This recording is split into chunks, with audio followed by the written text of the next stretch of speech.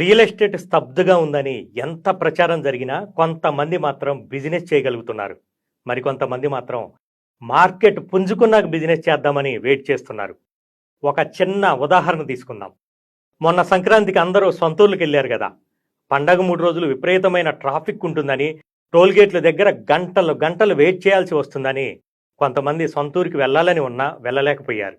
కానీ కొంతమంది మాత్రం ఏ ట్రాఫిక్ జామ్ అయినా కానీ వెళ్ళాలి అని అనుకున్నారు, వెళ్ళారు. హ్యాపీగా సొంతూరులో బంధుమిత్రులతో ఎంజాయ్ చేశారు. ట్రాఫిక్ జామ్ అవుద్ది, టైం వేస్ట్ అవుద్ది అనే ఆలోచనలో ఉన్న వాళ్ళు మాత్రం ఖాళీగా ఇళ్లల్లో కూర్చున్నారు. సరిగ్గా రియల్ ఎస్టేట్లో కూడా అంతే. బిజినెస్ డల్లుగా ఉంది అనుకున్న వాళ్ళు ఖాళీగా తిరగటం కానీ, ఇళ్లల్లో ఖాళీగా కూర్చోటం కానీ చేస్తున్నారు.